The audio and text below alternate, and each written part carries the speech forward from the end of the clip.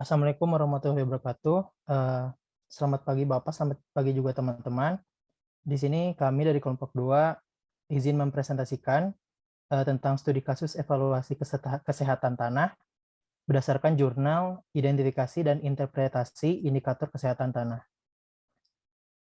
Adapun anggota dari kelompok 2 anggota kelompok 2 ada Alif Razaka dengan NPM 027, ada Hidayatul Fitrah dengan NPM 76, ada Shani Yuniarda dengan NPM 82, ada Alia Rizkita dengan NPM 84, ada saya sendiri Anas Ramdhani dengan NPM 151, dan juga ada Amalia Rizkika dengan NPM 168. Adapun poin-poin pembahasan yang akan dipresentasikan pada hari ini, terlebih dahulu ada pendahuluan, lalu ada bahan dan metode, hasil pembahasan, dan yang terakhir ada kesimpulan. Untuk pendahuluan akan disampaikan oleh teman saya.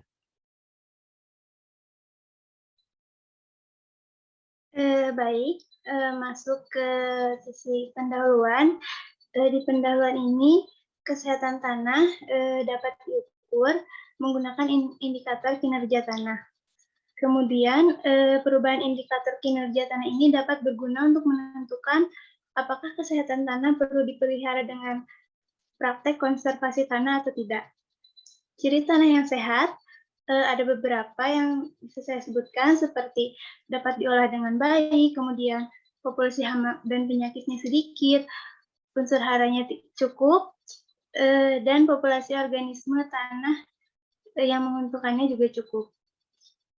Selanjutnya, di sini adalah kesehatan tanah yang digunakan pada studi kasus ini dibagi menjadi 5 kelas, yaitu lebih besar dari 80% tanah sangat sehat, 80-60% tanah sehat, 60-40% adalah tanah cukup sehat, 40-20% adalah tanah kurang sehat, dan kurang dari 20% adalah tanah yang tidak sehat. Selanjutnya adalah lokasi penelitian atau lokasi studi kasus ini adalah di Desa Padang Betuah yang memiliki topografi datar dengan luas lahan 210 hektar, yaitu 70% tanah gambut atau histosol dan berlereng. Kemudian luas 40 hektar atau 30%-nya tanah mineral atau incertisol. Kemudian tanah gambutnya ditanami oleh padi dan tanah mineralnya ditanami oleh tanaman kelapa sawit. Tanaman gambut berciri tidak dipengaruhi oleh air, pasang surut, kemudian berbahan induk kayu-kayuan, dan berasal dari in situ yang dipengaruhi oleh lereng. Lereng pada lahan di desa ini mempengaruhi tanah gambut yang berada di bawahnya. Mungkin next.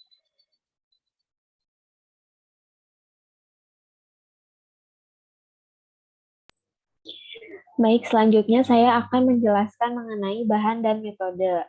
Pertama ada waktu dan tempat. Penelitian ini dilaksanakan pada bulan Maret sampai dengan November 2009 di Kabupaten Bengkulu Tengah, Bengkulu. Analisis tanah dilakukan di Laboratorium Ilmu Tanah Fakultas Pertanian Universitas Bengkulu. Nah, di sini ada rancangan penelitiannya, yaitu menggunakan pengambilan sampel tanah secara acak atau soil random sampling, tanah di area lowland dan upland diambil contoh tanahnya dengan acak, sedangkan tanah di areal berlereng diambil dengan mengikuti lereng. Itu lereng atas, lereng tengah, dan bawah. Next. Nah, selanjutnya ada alat, bahan, dan tahapan penelitiannya. Nah, untuk alatnya sendiri terbagi dua, yaitu seperangkat alat survei tanah yang terdiri dari peta kerja, bor tanah, buku warna tanah Munsell, klinometer, kompas, GPS, dan pisau anti karat. Sedangkan seperangkat alat cuplikan tanah itu terdiri dari cangkul, sekop, dan ember besar. Lalu untuk bahannya sendiri ada kertas pH, lalu 5 warna skala pH 0 sampai dengan 14, air suling, dan seperangkat bahan kemasan tanah yang terdiri dari karung dengan ukuran 50 kg, kantong plastik 2 kg, karet gelang, serta spidol permanen. Nah, untuk tahapan penelitiannya sendiri itu terbagi menjadi 4 bagian. Yang pertama ada penyelidikan tanah di lapang, kedua ada pemberian nilai setiap indikator kinerja tanah, ketiga analisis tanah, dan keempat penentuan kelas kesehatan tanah. Next.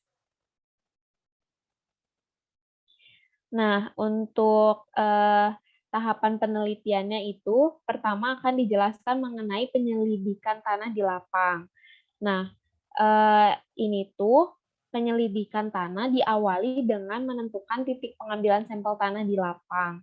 Semua sifat tanah diamati dan hasilnya dicatat dalam lembar borang penilaian kesehatan tanah. Nah, contoh tanah diambil pada kedalaman tanah 20 cm dari permukaan tanah dengan bor tanah. Nah, sampel tanah dimasukkan ke dalam ember besar dan diulangi langkah tersebut 9 kali pada radius 50 meter dari tempat pengambilan sampel tanah sebelumnya. Nah, kegiatan pengambilan tanah dilakukan untuk mendapatkan sampel tanah komposit.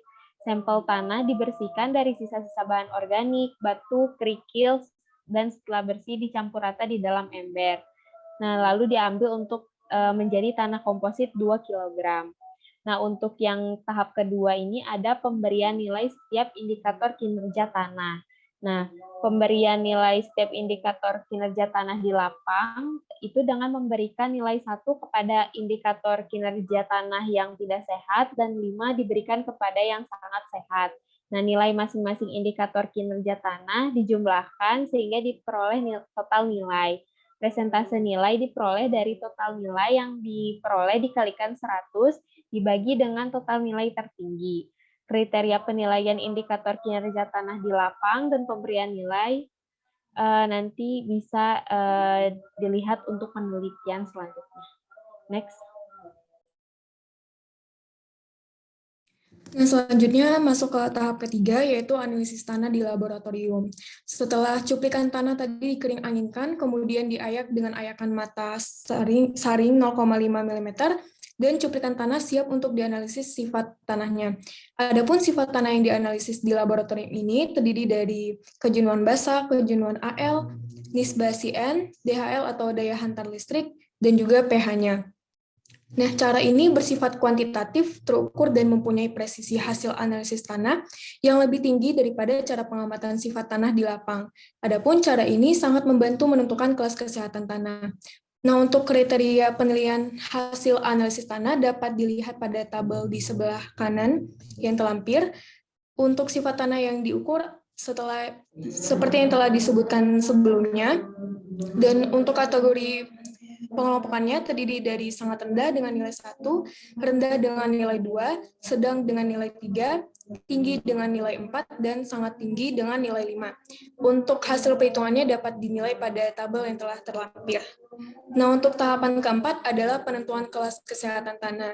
Adapun penentuan kelas ini didasarkan dari dasar nilai persentase yang diperoleh setiap titik pengamatan.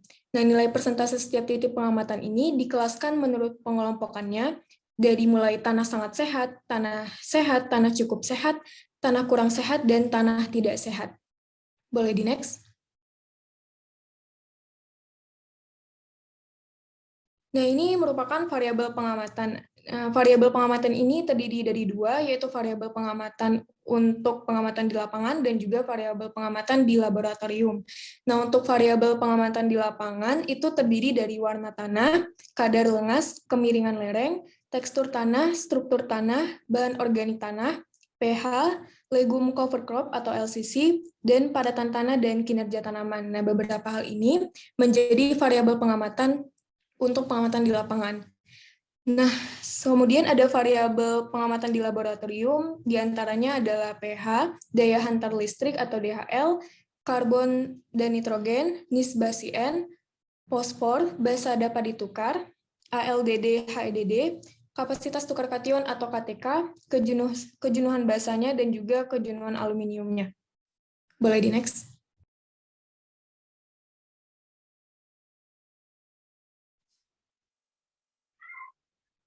Baik, selanjutnya hasil dan pembahasan. Lokasi penelitian di Desa Padang Ketua bertopografi datar dengan luas 210 hektar tanah gambut atau histosol dan berlereng dengan luas 40 hektar dengan tanah mineral inseptisol. Tanah gambut ditanami padi, dan tanah mineral ditanami kelapa sawit. Penelitian hanya mengambil 12 indikator kinerja tanah yang penting. Pemilihan 12 indikator kinerja tanah karena pertimbangan 12 indikator telah memenuhi kriteria kesehatan tanah, terdiri atas indikator kinerja tanah fisika, kimia, dan biologi tanah. Untuk warna tanah memiliki kisaran nilai 2 hingga 5, kadar lengas memiliki kisaran nilai 2 hingga 5, lereng memiliki kisaran nilai 3 hingga 5, tekstur tanah memiliki kisaran nilai 1 hingga 5, struktur tanah memiliki kisaran nilai 1 hingga 5, bahan organik tanah memiliki kisaran nilai 2 hingga 5. Warna, kadar lengas, dan tekstur tanah adalah indikator fisik tanah yang erat hubungannya dengan ketersediaan air, drainase, unsur hara, dan bahan organik. Lereng adalah indikator atau morfologi tanah yang berkaitan dengan jumlah biomasa tanah yang tererosi. Bahan organik tanah mampu meningkatkan struktur tanah, kadar NPK, Ca, Mg, KTK, kejenuhan basa, dan mampu juga menurunkan kejenuhan Al. Struktur tanah dibentuk oleh adanya bahan organik tanah. Boleh next?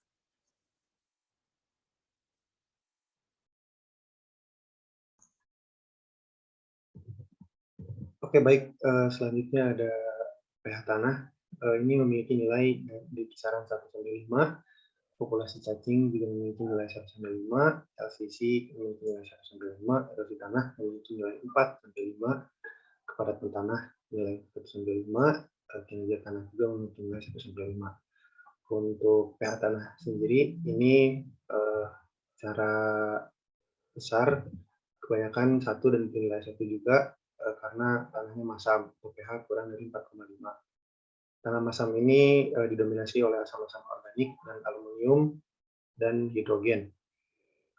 Tapi ketersediaan unsur hara esensial nya sangat rendah. Hal ini tanah ini berarti bebas dari unsur hara toksik. Lalu populasi cacing ini juga menunjukkan tidak terdapat cacing di dalam tanah, dan juga banyaknya nilai 1, dan jumlah cacing, kotoran, dan lubang cacing tanah yang rendah ini juga menunjukkan bahwa tanah ini tidak sehat karena kerusakan agregat, drainase, ataupun struktur tanah. Lalu selanjutnya ada erosi tanah. Nilai erosi tanah ini 4 dan 5, artinya tanah ini bebas erosi. Erosi tanahnya sangat kecil, dan beberapa titik pengamatan tanah bebas dari erosi karena tanah tertutup semak belukar, rerumputan, dan tanaman pertanian. Lalu selanjutnya ada LCC atau legume cover crops atau tanaman penutup tanah. Ini diberi nilai 1 dan 2 kebanyakannya, karena berarti jarang ditemukan pada tanah di lapang. Tetapi tanaman ini seperti semak, rerumputan, dan tanaman pertanian ditemukan ada di lapangan. Lalu penggunaan LCC ini memang tidak pernah dilakukan di atas permukaan tanah. Lalu selanjutnya ada kepadatan tanah. Kepadatan tanah ini juga paling banyak nilai 1 ataupun 1, berarti bahwa tanah padat, keras, dan penetrasi akar yang sangat buruk. Lalu selanjutnya ada kinerja tanaman. Kinerja tanaman di sini pun menunjukkan bahwa fungsi tanah sebagai produksi tanaman tidak jalan, karena tanah masam, keras, padat, dan struktur tanah rendah, drainase buruk, erosi tanah, dan organisme tanah, cacing tanah, tidak dijumpai atau kurang populasinya. Boleh di next. Nah, dan terakhir ada kesimpulannya. Dari scoring akhir dari 18 titik sampel di Desa Padang Bertuah, dan juga dari 12 indikator kesehatan tanah yang tadi sudah dijelaskan, maka kesehatan tanah di Desa Padang Bertuah ini, Bengkulu Utara ini berkisar antara cukup sehat dan sehat. Bisa dilihat juga dari tabel, dari PB1 sampai PB18 statusnya adalah cukup sehat dan sehat, ditandai dengan huruf C dan huruf S. Tidak dilihat juga persentasenya yang kurang dari 40% sampai 20%. Nah, nilai 1 atau 2 ini menunjukkan bahwa si fungsi tanah tersebut terganggu, berarti tanah tersebut tidak sehat.